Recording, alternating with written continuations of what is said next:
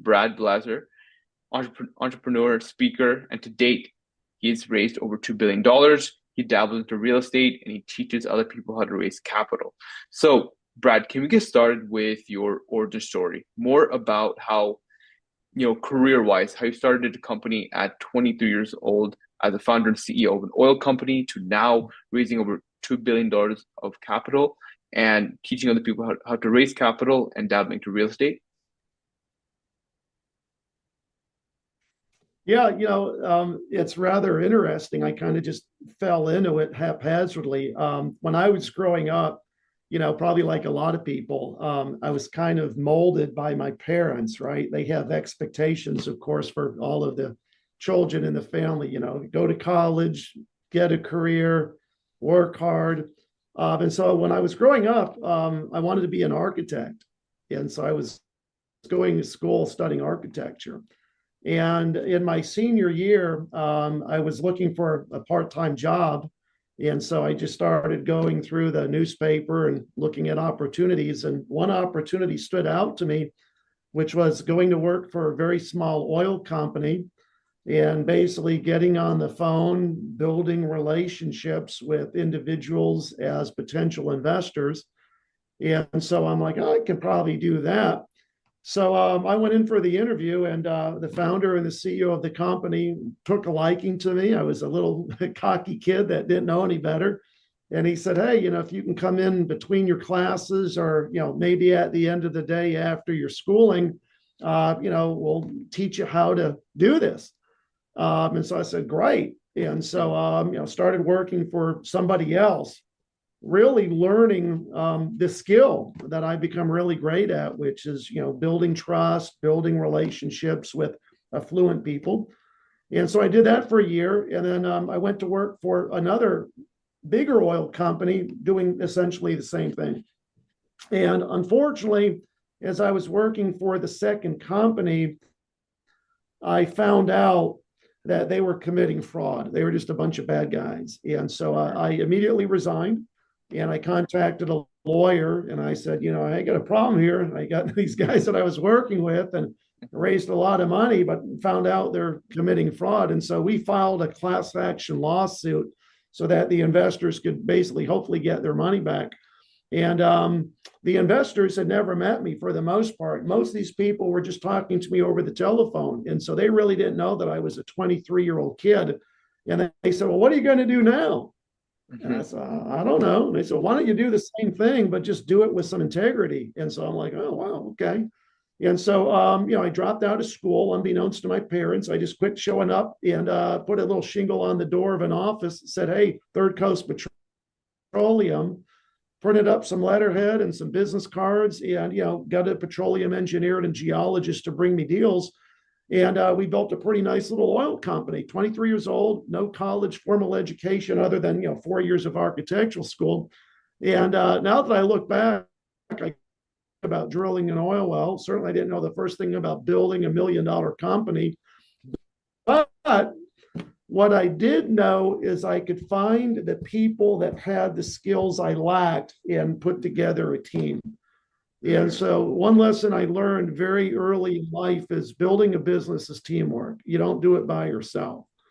And so, we built that business up over, I don't know, roughly 10, 11 years. We had a lot of employees on our payroll, and we were drilling for oil and natural gas in places like Texas, Oklahoma, Louisiana. And then two things happened that put me out of business. One was oil prices plummeted. OPEC had a lot more control back then, and they just dramatically drove down oil prices. But really, the much bigger reason is they changed the tax legislation back in 1987, and they took away a lot of incentives that investors had to put money into the oil and gas industry. And so, slowly I just said to myself, well, it's time to go do something else. Mm-hmm. So I collapsed the business, never had to file for bankruptcy because we were pretty much debt free. And I kind of sat there for about a year, just kind of bobbing around like a little cork in the ocean going, what do I do now? How am I going to make a living? And I tried different things and they didn't really work out. So I said, well, I'm just going to go back to school. So I re-enrolled, went back to school and transferred to a business degree and ultimately came out a couple of years later with a business background, and now I had a little diploma. Hey, college graduate, and I go out Yeah. and I start interviewing. Wanted to hire me, but at the end of the day, I realized I was just way overqualified. I'm like, you want to offer me that? Like I used to make Yeah. that in a month.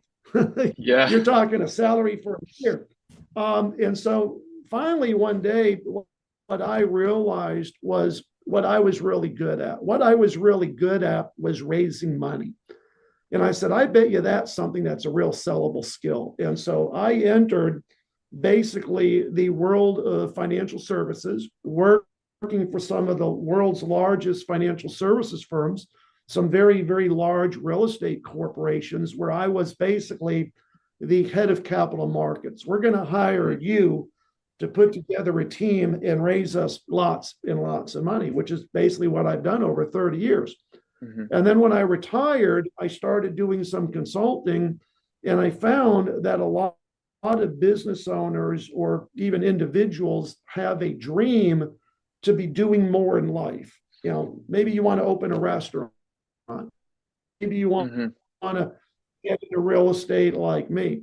And I would always ask him, like, Arjan, what's holding you back? It was never the fear, it was always the money. Like, I just don't Mm. have the capital. Mm. And what I realized is with my knowledge and all of my skills, I could teach people and educate them how to raise that money from investors. And so that's how we launched the business that I run today, which is Mhm. Capital School, which is turned into a big global brand. We got clients in about 28 countries around the world today. We got people that are buying businesses, investing in real estate, raising money for artificial intelligence, movies, Broadway shows. You can raise money to do just about anything. It's really just following a proven structure and a proven blueprint. And that's what we teach. Understood. And I want to get into a little bit about your perspectives on raising money. Where do you think most people, most businesses go wrong about an approach to raising money? So I think there's really two or three things to unpack and really explore here. Number one is when you raise money and you take money from investors, if they are investing with you in a passive nature, meaning you're doing the work, I'm giving you my money, and I expect to get a return on that money, that investment I'm making. You're in the securities industry. That's a very highly regulated industry with lots of rules, lots of regulations. And so a lot of people do things breaking the law or just not knowing what they don't know. And so they get caught and, they get sued, or they get the regulatory agencies, the SEC or the state regulators coming after them. And so Hmm. I believe that you really need to educate yourself first Right. before you start raising money. Number two, Hmm.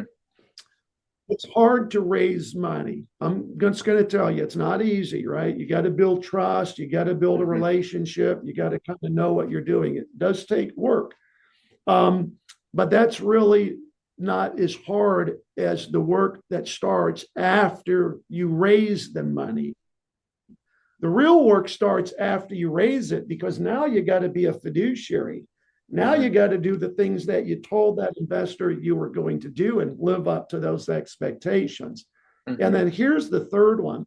The biggest mistake that I always see people make that are trying to raise money is they have a deal or they have an investment opportunity and they start pitching that idea or that opportunity to the other person much too prematurely or much earlier in the process than they should. Hmm. And the other person, who is, of course, a potential investor, naturally follows up the pitch or the presentation with a statement like, well, Ariane, it sounds like it's a pretty exciting opportunity. Why don't you send me some information so I can take a Hmm. good close look at it? And so you send them everything, but then they never invest. Mm. And it could be the best deal in your life. It could be a major, great deal. But what's really happening without them actually saying it, and this is just the underlying reality, it's, yeah, we just met. Like, I don't trust you enough.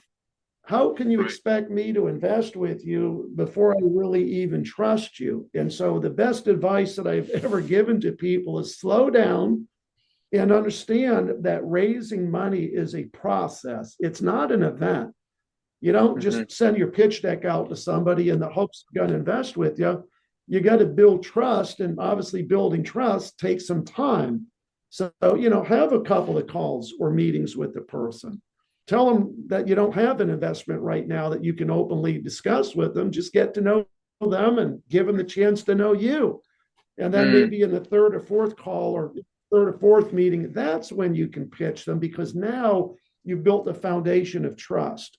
And so we always have to remember that, people like to invest with people they know, like, and trust. And then, of course, that's where the success will definitely come. Yeah. Understood. And are there key points you look for to see if that trust has been established and that there's the right time to pitch? Absolutely. So they've developed over many years the validation phrase. So what I do, just second meeting or my second call with somebody after I've invested some good quality time, is I'll say something very similar to this. Arjan, I've really enjoyed getting to visit with you, but like I've explained, right now I just don't have an investment that I can share. And the reason is that I like to give my existing investors the right of first refusal. And as a result of that, my deals, they tend to fill up pretty quickly. But here's what I'd like to do. I keep a list of people on my desk that have expressed interest. And I'd just like to add you to that list and get back in touch with you at some time in the future in the event I have an opening on something I think you can get really excited about. Would that work for you? See, Mm. when that other person says yes, please do that. They're subconsciously acknowledging that they're ready to go to the next step with you. But more importantly, they're also asking you to call them and pitch them. You're not selling them, right? You're not pitching them. They've invited you to do that. And so if you Right. understand a little bit of psychology in the sales process, that's the magic that works really well with this. You're actually getting that other person to validate they're ready to take the next step by saying, yeah, put me on your list. I'd like to be presented with an opportunity now that I know you better. And I like that you said invite. You didn't say invest. You didn't say, are you ready to invest in this Mm-hmm. project? I like to invite you.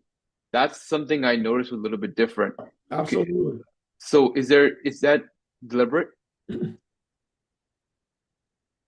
It is, yeah. When you ask somebody to invest involves money. So the first thing that pops into somebody's head is, oh, he's going to ask me to write a check. He's going to ask me to invest, which involves money. I like to soften things a little bit, use the Yeah. same language, send the same message, but do it in a way that really is a lot easier. And so I always just say, I'd like to invite you to partner with us, or I'd like Hmm. to offer you the opportunity to become part of our family.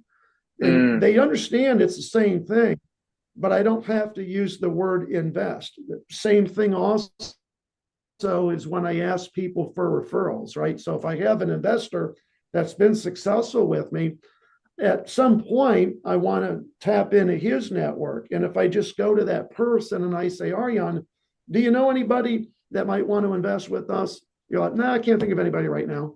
See, it's a question that shuts the mind down. But if I ask the same question just with different words and say, hey, who are you connected with that I should also be speaking to? You see the difference? Yeah. Yeah. same same question, just with different words, opens up the mind. And now maybe you say, I got a golf buddy that I go golfing with on the weekends, or I got a friend that just sold his business, or your mind starts to open up because the choice of the words and the verbiage is a little different. And so Right. I study sales, I study psychology, and I study how people open themselves up in conversation, because that's what you want to do with people, is you want people to kind of open up.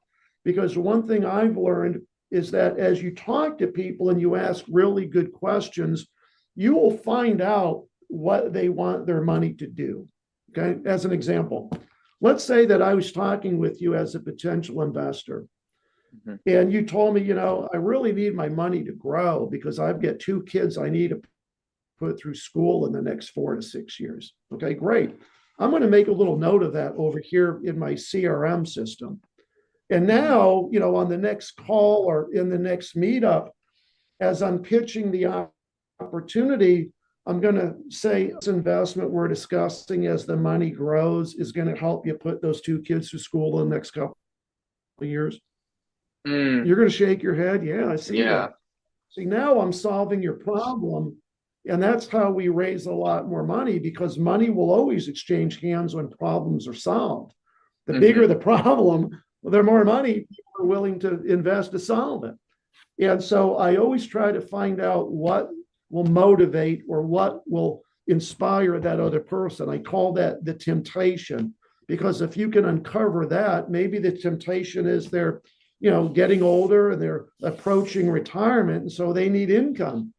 Right. Well, if my investment has an income component, I'm going to certainly talk about that. Or maybe I'm talking to a surgeon and he says, "Man, I make $700,000-800,000 a year, and my biggest problem, Brad, is taxes. Do you have something you can do to help me lower my tax liability?" Yep, sure do. My investment has depreciation because we're investing in real estate and we can write off all of the improvements we make. Does that Hmm. help solve your problem? Yeah, you bet it does. So all of these different things I've learned over many years will help your listeners do a much, much better job as it relates Right. to raising capital. No. Getting the right choice of wording. It's like more soft and being able to word it in a way where they're not being pressed to give you something. That's what I'm hearing. And Exactly. That is the 100%. other aspect is understanding their core motivations and their core problems. Now, my question to you is are people typically open about that with you? And if not, what's your strategy to uncovering that in the most natural way possible? Yeah, I think most people are comfortable discussing that. I always let people know very early, not sharing information with anybody. So it's very similar to, sitting on a psychiatrist's couch or, you know, talking to a friend.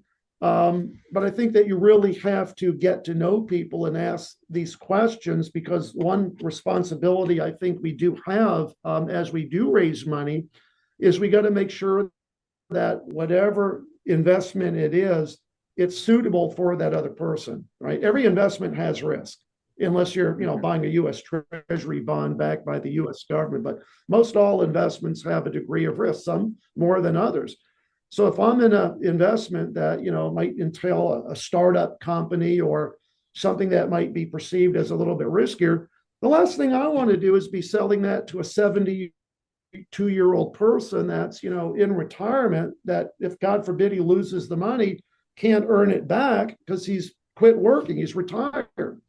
Hmm. And so I want to make sure that as a fiduciary that the person is suitable, and that falls under a body of regulatory laws called the KYC, know your customer rules, as we're raising money from individuals. But it Understood. really gets down to just getting them to open up because here's the thing: when you show an interest in another person and you actively listen to them, they're going to be drawn to you, right? The other thing that I've also learned is that if you and I share similar or common beliefs, there's a natural attraction Hmm. because now you realize this other person is very similar. They believe the same things I do. And so there's, again, that drawing to you where they want to build a relationship. And so one of the things that I talk about in our coaching and mentoring is something called the trust sequence. It's how we build trust with other people. And it's a 6-step process. And the very first thing on that list is perception. When you meet a potential investor, they're making a perception of you in the first 30 seconds. The way I like to Hmm. say this is they're deciding if there's ever going to be a second date.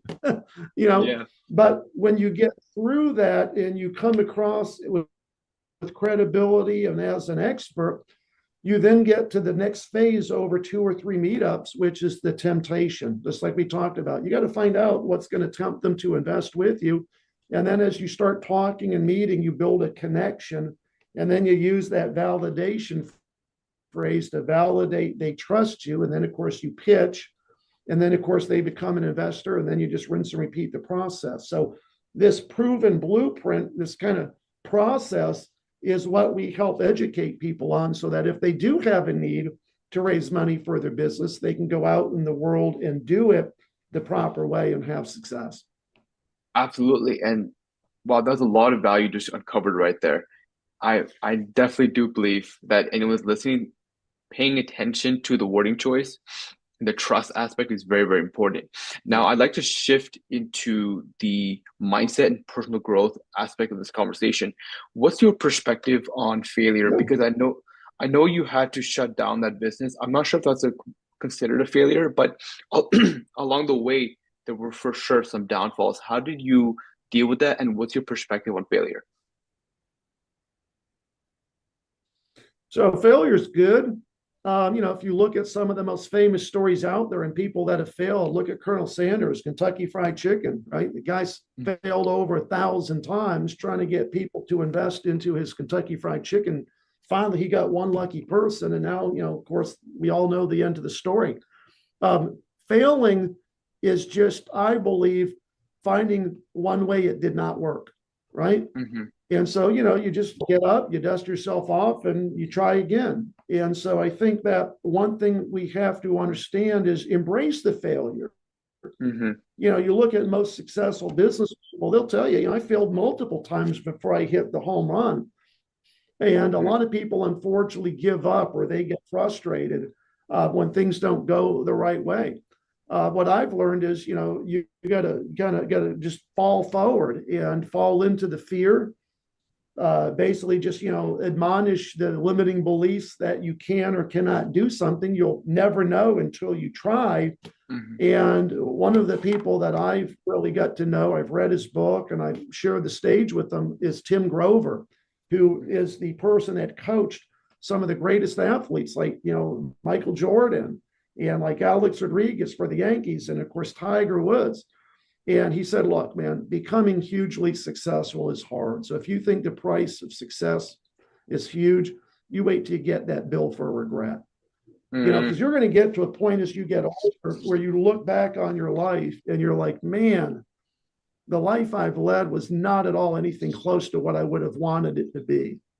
And Right. you're not going to be able to take the risks or do the things that you can do when you're younger. And, Mm-hmm. it's kind of looking back and going, man, I had every opportunity handed to me.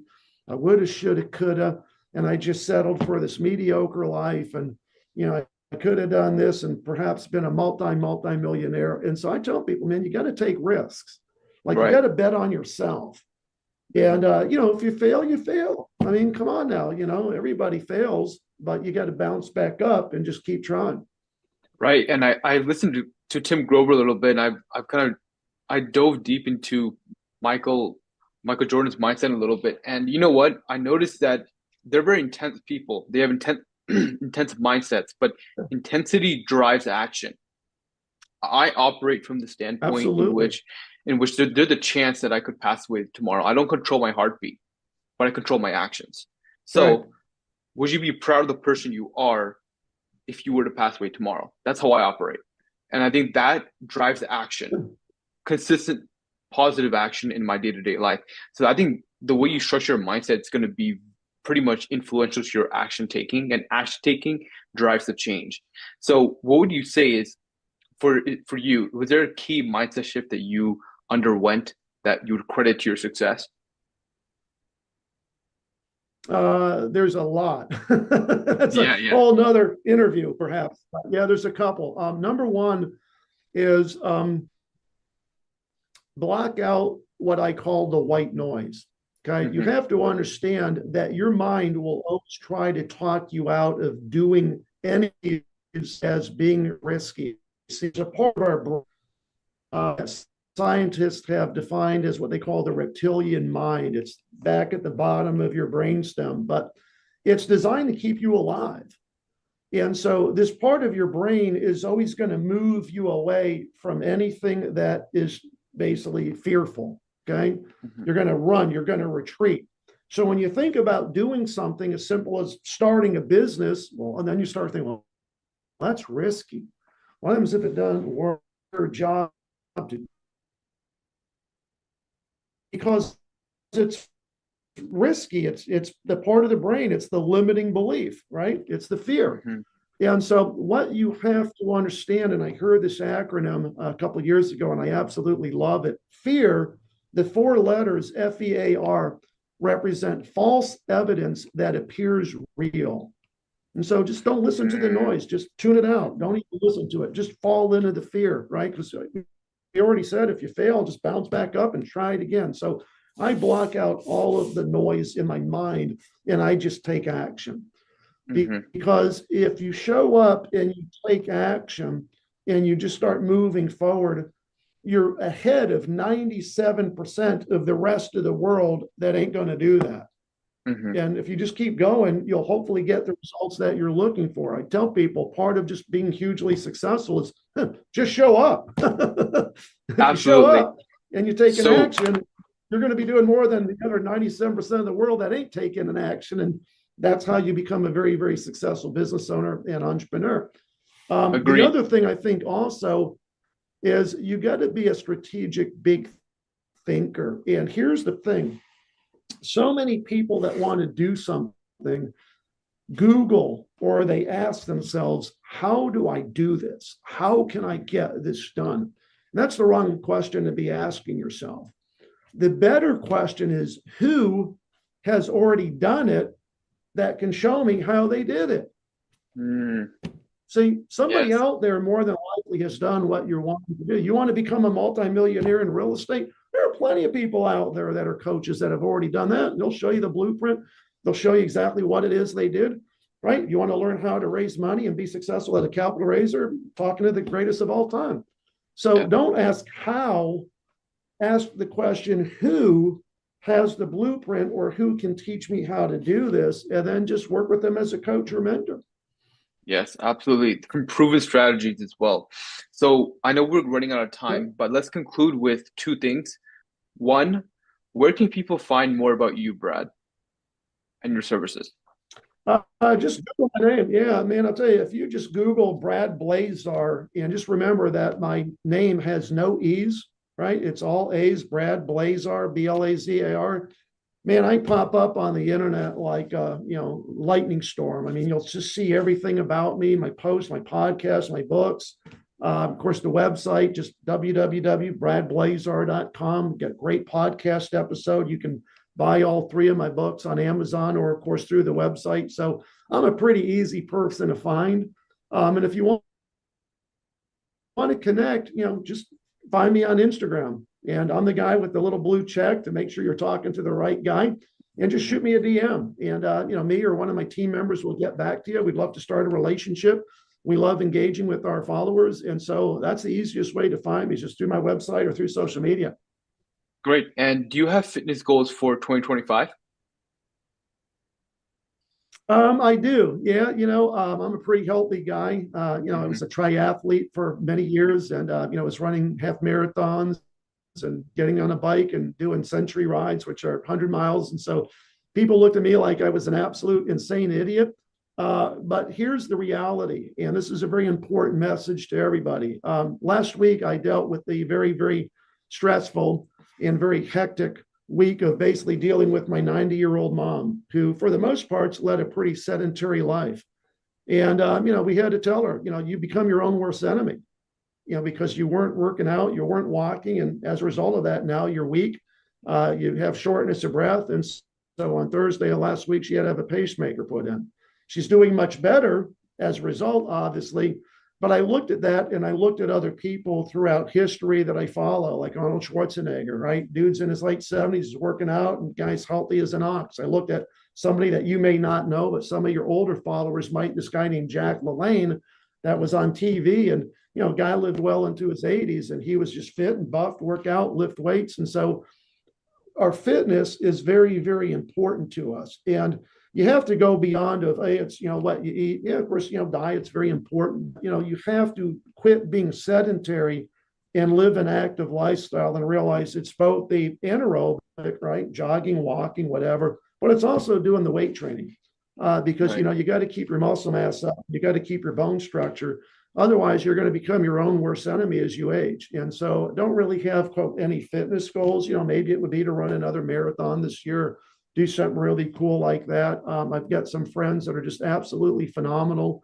They're in the Guinness Book of World Records for some of the things that they've done themselves. But one goal that I've always had is just, summiting the highest mountain on each continent.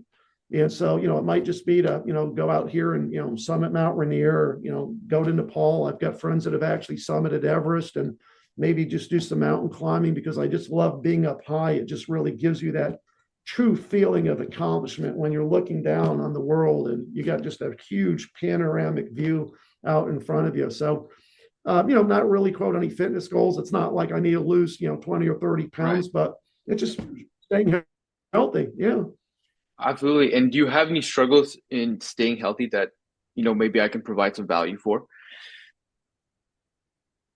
I think that everybody struggles. Here's the thing that I'll tell your listeners. When people tell me that they don't have time, I just smile Mm, and I say that is the biggest bullshit excuse you could ever come up with, because you do have the time. What you're saying to me is that it's not important to you. So you'll mm, always find time in your life for the things that are important. And so, my day is pretty structured. Usually I wake up 4:30. And so, first thing I do is I go for about a 6 mile walk. It just gives me time to get into myself, listen to some great music, but I know it's also helping my fitness. And then, usually at the end of the day, I'll either go do some cold contrast therapy, the sauna and the cold plunge, or, I'll go to the fitness center at my club and work for an hour pushing the weights around. So there's really not a lot that I need, simply because I'm pretty disciplined. And a lot of people, of course, are into supplements, but, I'll also tell you a lot of it is hereditary. mhm. And so if you have a family history of things that you're aware of, like heart disease or whatever, then I would really focus more on that, and appealing to a more Absolutely. healthy lifestyle in that regard. But for me, it's pretty routine. Absolutely. Well, thank you for joining me on this podcast here today. This was Brad Blazar and Aryan Mohindra. And thank